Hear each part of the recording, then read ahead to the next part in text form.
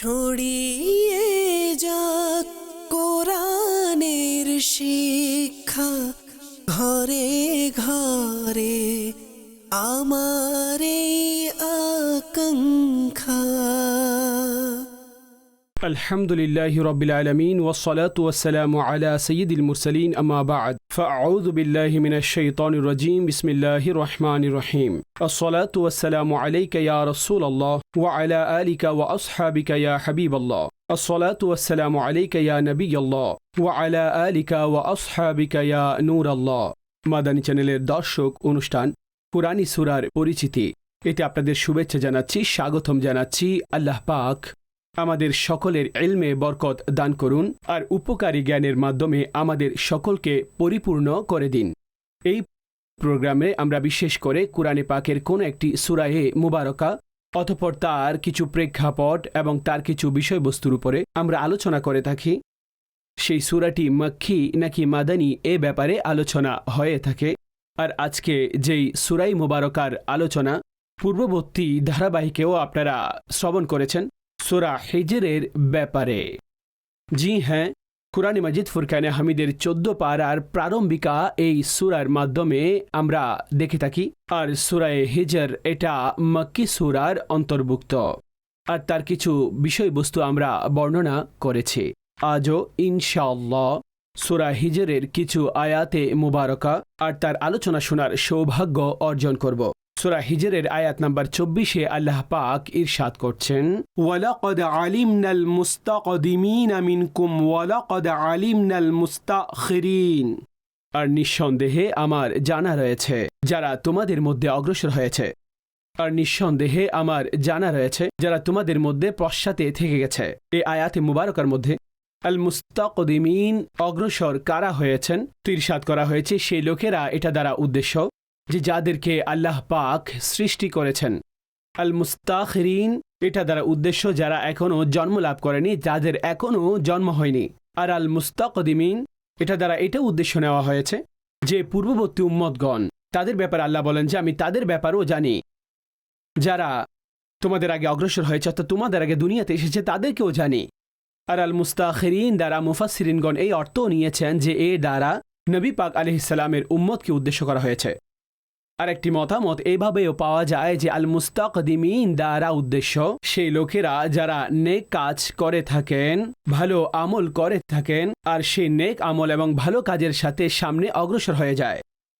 আর আল মুস্তাখিরিন দ্বারা উদ্দেশ্য তারাই যারা এই আমলের মধ্যে কমতি এবং অলসতা করে থাকে আর এই কারণে তারা পেছনে থেকে যায়। আর হযরতে আব্দুল্লাহ বিন আব্বাস রাদিয়াল্লাহু তাআলা আনহুমা এটাও বর্ণনা করেছেন যে আল মুস্তাকদিমিন দ্বারা উদ্দেশ্য হচ্ছে সেই লোকেরা যারা নামাজের প্রথম কাতারের ফজিলত অর্জনের জন্য আগের কাতারে অগ্রসর হয়। আর আল মুস্তাখিরিন দ্বারা উদ্দেশ্য সে সমস্ত লোকেরা যারা ওজরের কারণে পেছনে থেকে যায়। তো আল্লাহ পাক ইরশাদ করেছেন, ওয়ালাকাদ আলিমনাল মুস্তাকদিমিনা মিনকুম ওয়ালাকাদ আলিমনাল মুস্তাখিরিন।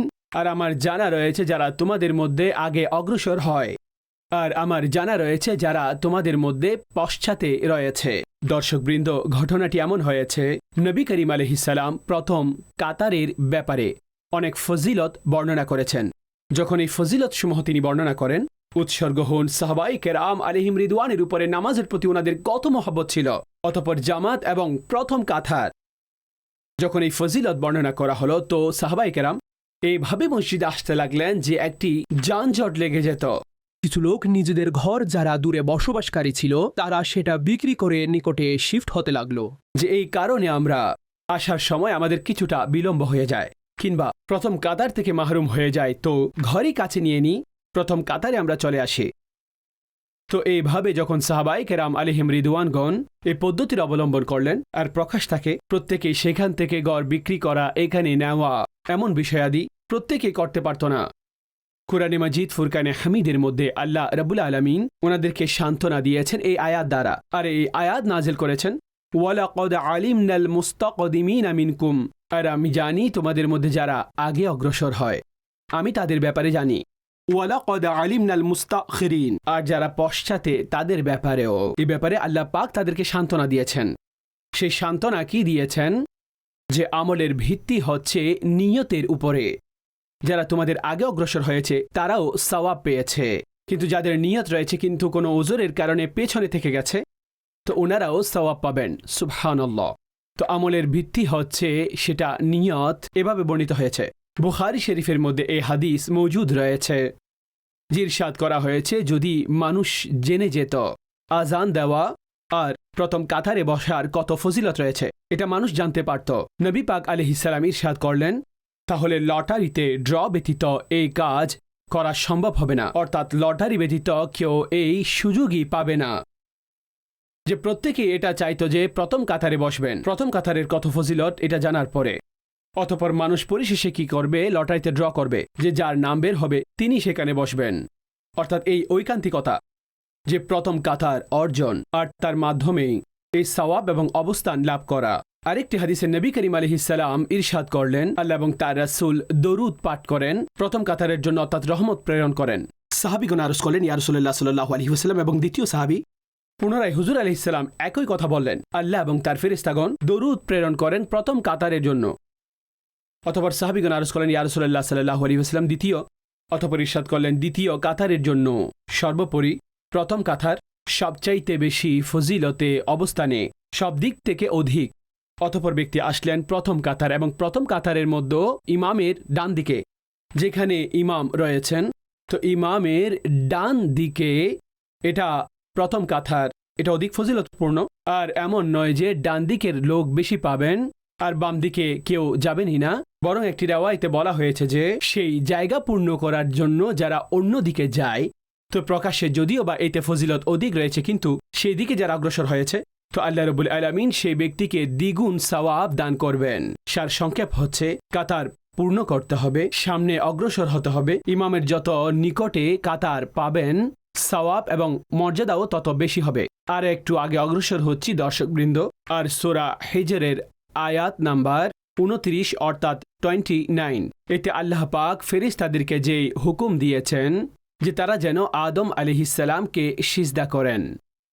আয়াতে ইরশাদ করা হয়েছে ফাইযা সাওয়াইতুহু ওয়া নাফাখতু ফীহি মির রূহি ফাকউ লাহু সাজিদিন। ইরশাদ করেছেন আর যখন আমি সেটা ঠিক করে নিব, ফাইযা সাওয়াইতুহু ওয়া নাফাখতু ফীহি মির রূহি, আর আমার পক্ষ থেকে বিশেষ সম্মানিত রূহ ফুৎকার করব, ফাকউ লাহু সাজিদিন, তো তার জন্য সিজদাতে অবনত হবে। অর্থাৎ এখানে ফেরেশতাদের হুকুম দেওয়া হচ্ছে যখন আদম আলাইহিস সালামের শরীর সেটা যথার্থ হয়ে যায়, অতঃপর আল্লাহর পক্ষ থেকে একটি রূহ, এখানে মির রূহি বলা হয়েছে, সেটা সম্মানের জন্য। এমন অনেক বিষয় যেমন পরিপূর্ণ জমিন আল্লাহ পাকের, কিন্তু মসজিদকে আমরা বাইতুল্লাহ বলে থাকি। হযরত সালেহ আলাইহিস সালামের উটনিকে নাকাতুল্লাহ বলা হয়, আল্লাহর উটনি। তো এখানে সম্মানসূচকভাবে এই নিসবত করা হয়েছে। তো বললেন তাতে আমি রূহ ফুৎকার করব, আমার পক্ষ থেকে রূহ প্রেরণ করব, অর্থাৎ সম্মানিত একটি রূহ, বিশেষ সম্মানের কারণে এখানে রূহের আলোচনা করা হয়েছে। না হয় যে কেউ এই রূহ পেয়েছেন সবকিছুই মিন জানিবিল্লাহ, যারা এই রূহ পেয়েছেন সবকিছু আল্লাহর পক্ষ থেকে, যারা এই শ্বাস পেয়েছেন সবকিছু আল্লাহর পক্ষ থেকে, সবাই আল্লাহর বান্দা। কিন্তু যাদেরকে আল্লাহ বিশেষভাবে নির্বাচন করে নেন অতঃপর তাদের দিকে তিনি নিসবতও করে থাকেন। অনুরূপভাবে সমস্ত দিনই আল্লাহ পাকের, কিন্তু সেই দিন যেদিন আল্লাহর বিশেষ নিয়ামত এসেছিল সেগুলোকে আইয়ামুল্লাহ বলা হয়, আল্লাহ পাকের দিন। তো এইখানে এইভাবে এই বিবেচনায় এই নিসবত রূহকে সেটা সম্মানসূচকভাবে বলা হয়েছে। দু ধরনের বিষয়ে, একটি হচ্ছে সিজদায়ে ইবাদত আর একটি সিজদায়ে তাহিয়াত। সিজদায়ে ইবাদত কোনো শরীয়তের মধ্যে বৈধ ছিল না, কেননা এটা তো সরাসরি শিরিক। আর কখনো শিরিকের ব্যাপারে অনুমতি নেই যে এখন করে নাও, কিছুক্ষণ করে নাও কিংবা একবার করে নাও, এটার অনুমতি নেই। রব তাবারক ওয়া তাআলা ব্যতীত কাউকে ইবাদতের যোগ্য মনে করা, ইবাদত কারো জন্য করা, ইবাদতের যোগ্য মনে করা, তার ইবাদত করা, আল্লাহর জাত এবং সিফাতের মধ্যে আল্লাহর মতো অন্য কাউকে বানিয়ে নেওয়া, তো এটা শিরক, এটার কখনো অনুমতি নেই। সমস্ত আম্বিয়াগণ এই দাওয়াত নিয়ে এসেছেন যে তারা শিরিক ভেঙে ফেলেছেন, আল্লাহর দিকে মানুষের মুখ ফিরিয়ে দিয়েছেন। আর আল্লাহ ব্যতীত যদি কারো ব্যাপারে ইবাদতের জন্য বলা হয়, জিজ্ঞেস করা হয় কিংবা সিজদায়ে ইবাদত করে থাকেন, তো এটা একেবারে শিরক, আর এটা কোনো অবস্থায় অনুমতি নেই। যদি কেউ ইবাদতের জন্য আল্লাহ ছাড়া অন্য কাউকে সিজদা করে তো সে ইসলামের সীমানা থেকে বের হয়ে যায়। তো সিজদায়ে ইবাদত কখনো ছিল না, কোনো শরীয়তের মধ্যে এটার অনুমতি ছিল না। দ্বিতীয় সিজদা হচ্ছে সিজদায়ে তাহিয়াত, অর্থাৎ সম্মানের জন্য। তো হযরতে আদম আলাইহিস সালাম ওনার সম্মানের জন্য আল্লাহ ফেরেশতাদেরকে হুকুম দিয়েছিলেন, আল্লাহ ফেরেশতাদের হুকুম দিয়েছিলেন। আর এখন আদম আলাইহিস সালাম দুনিয়াতে তশরিফ এনেছেন। ওনার শরীয়তের কোনো শরঈ আহকাম সে সময় মানুষের জানা ছিল না, না কোনো নবী দুনিয়াতে এসেছেন, না অন্য কিছু, না এই ধরনের কোনো শরীয়তের বিষয়। এখনও তো মাত্র ওনার সৃষ্টি হচ্ছে, ওনার মধ্যে রূহ দেওয়া হচ্ছে। তো রব ফেরেশতাদের প্রথমেই বলে দিয়েছেন যে যখন রূহ প্রবেশ করবে তোমরা সিজদায় পড়ে যাবে। তো এই সিজদা ওনার সম্মানের জন্য। আর এটাও বলা হয়েছে সিজদা প্রকৃতপক্ষে আল্লাহ রাব্বুল আলামিনের জন্য ছিল, কিন্তু তার দিক সেটা আদম আলাইহিস সালামের দিকে করে দেওয়া হয়েছে। যেভাবে আমরা ইবাদত আল্লাহর জন্যই করে থাকি, কিন্তু মুখ আমরা খানায়ে কাবার দিকে ফিরিয়ে রাখি, আমাদের চেহারা খানায়ে কাবার দিকে থাকে। তো একটি কারণ এটাও বর্ণনা করা হয়েছে যে সেই সিজদা আল্লাহর জন্যই সিজদা ছিল, কিন্তু তার যে কিবলা বানিয়ে দেওয়া হয়েছে সেটা আদম আলাইহিস সালামকে বানিয়ে দেওয়া হয়েছে। ওনার দিকে ফিরে তারা সিজদা করেছেন। ইসমাইল হাক্কি রহমতুল্লাহি তাআলা আলাইহি তাফসিরে রুহুল বয়ানের মধ্যে বর্ণনা করেন যে সেই সিজদা এবং যে তাজিম ছিল সেটা কার জন্য ছিল। সুবহানাল্লাহ, তিনি বলছেন যে এই সিজদা প্রকৃতপক্ষে সেই নূরে মুহাম্মাদী সাল্লাল্লাহু আলাইহি ওয়াসাল্লামের জন্য ছিল, যেটা আদম আলাইহিস সালামের কপালের মধ্যে ছিল।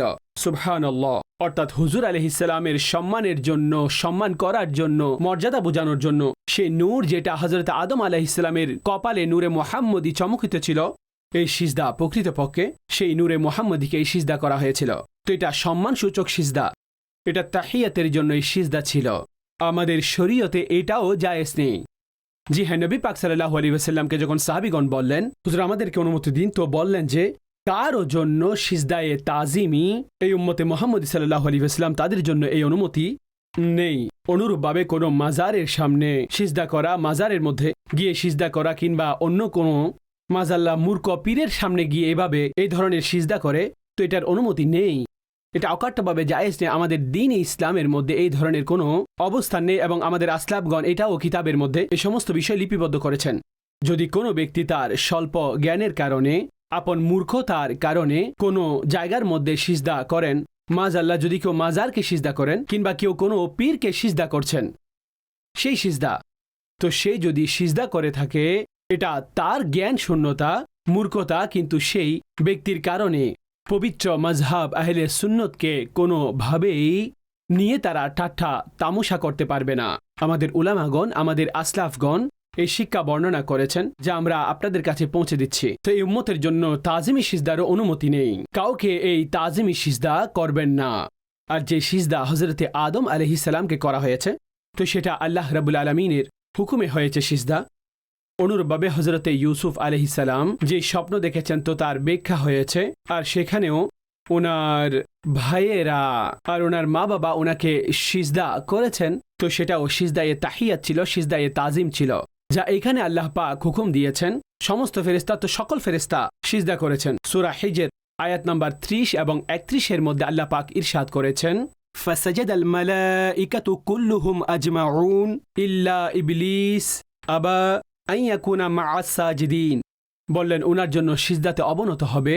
তো যত ফেরেশতা ছিল সবাই সিজদায় অবনত হয়ে গিয়েছিল, শুধুমাত্র ইবলিস ব্যতীত, যে সে সিজদা আদায়কারীদের সিজদা মেনে নেয়নি, অর্থাৎ তাদের সাথে সে অন্তর্ভুক্ত হয়নি। ক্বালা ইয়া ইবলিসু, আল্লাহ পাক ইরশাদ করলেন, হে ইবলিস, মা লাকা আল্লা তাকুনা মা'আস সাজিদিন, তোমাকে কোন বিষয় সিজদা আদায়কারীদের কাছ থেকে আলাদা করে দিয়েছে, যুক্ত কেন হওনি তাদের সাথে?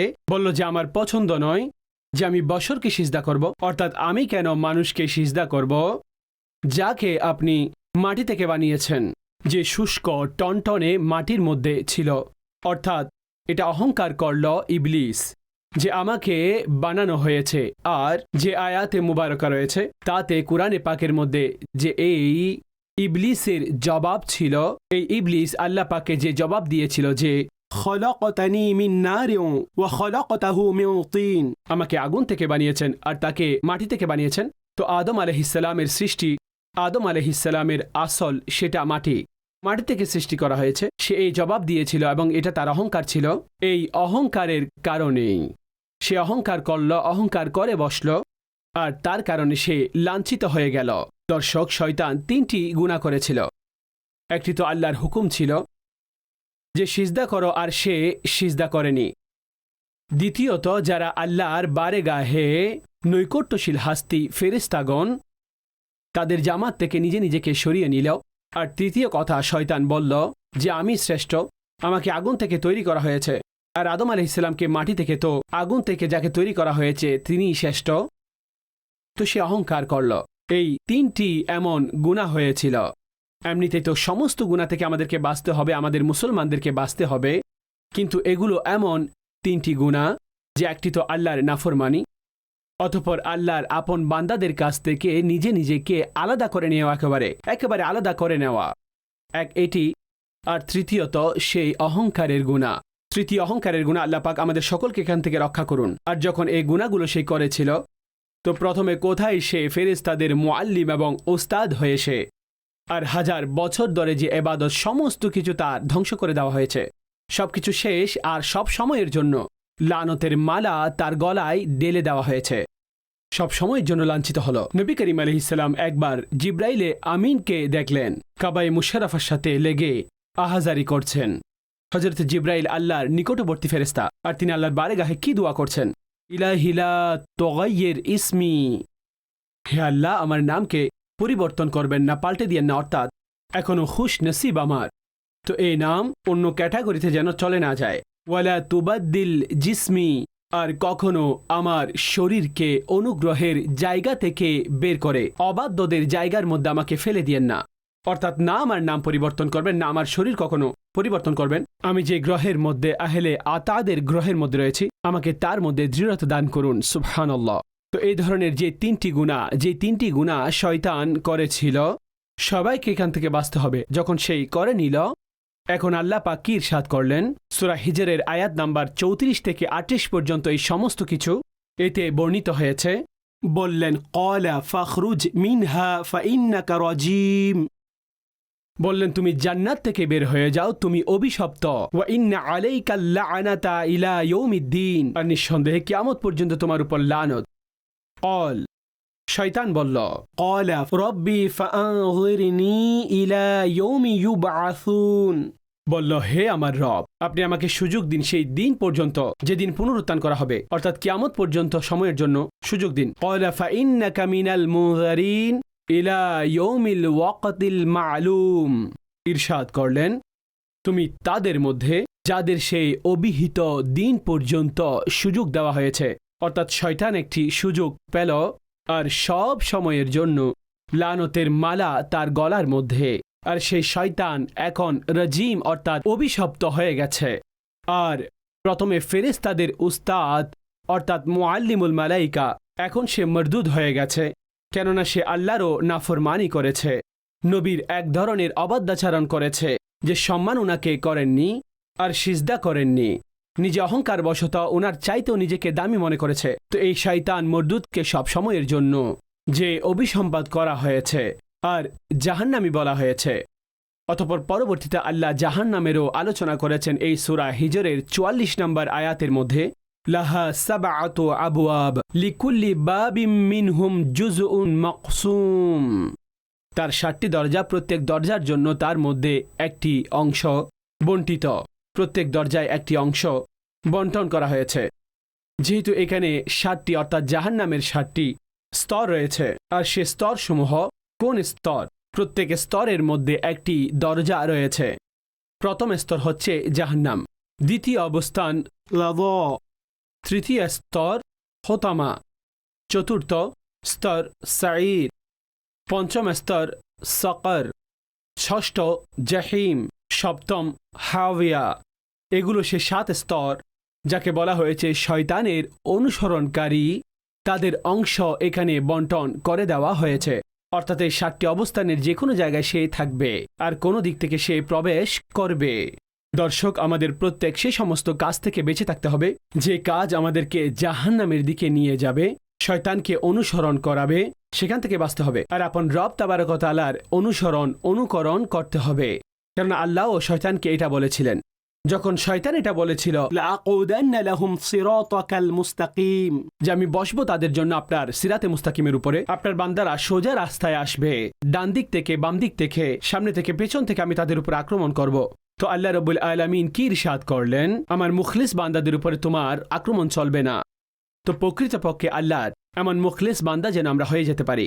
একাকী থাকলে তখনও আল্লাহকে ভয় করতে থাকবো, একত্রিত থাকলে তখনও আল্লাহকে ভয় করতে থাকবো। আমাদের আশা আকাঙ্ক্ষা রবকে ভয় করার সাথে সাথে হবে, এবং এই ভয়ও নিজের মধ্যে সৃষ্টি করে রাখুন। রবের রহমতের উপর আকাঙ্ক্ষাও রাখুন। এই সূরা হিজরের আয়াত নাম্বার 49 এবং 50 মধ্যে ইরশাদ করা হয়েছে, নব্বি ইবাদি আন্নি আনাল গফুরুর রহিম। আমার বান্দাকে এই সংবাদ দিয়ে দিন, নিঃসন্দেহে আমি ক্ষমাকারী আর মেহেরবান। ও আন্না আযাবি হুয়াল আযাবুল আলীম, আর আমার আযাব অনেক কষ্টদায়ক আযাব। একদিকে রবের রহমতকেও বর্ণনা করে দেওয়া হয়েছে, আর অন্যদিকে সেই আযাবকেও। তো ব্যক্তি নিজের জন্য সেই রাস্তা এখতিয়ার করবে যেটা তাকে জান্নাতের দিকে আগুয়ান করে। জাহান্নাম এবং জাহান্নামের দিকে নিয়ে যাওয়া রাস্তা, সেই সমস্ত গুনাহ থেকে নিজেকে বাঁচান। আল্লাহ পাক আমাদের সকলকে নফসে শয়তানের মন্দ থেকে নিরাপদ করে দিন। কুরআনের এই নূর থেকে আমাদেরকে অংশদান করুন, আমলের তৌফিক দান করুন। আমিন বিজাহি নবিল আমিন সাল্লাল্লাহু আলাইহি ওয়া আলিহি ওয়াসাল্লাম। ছড়িয়ে যাক কোরআনের শিক্ষা, ঘরে ঘরে আমার এই আকাঙ্ক্ষা।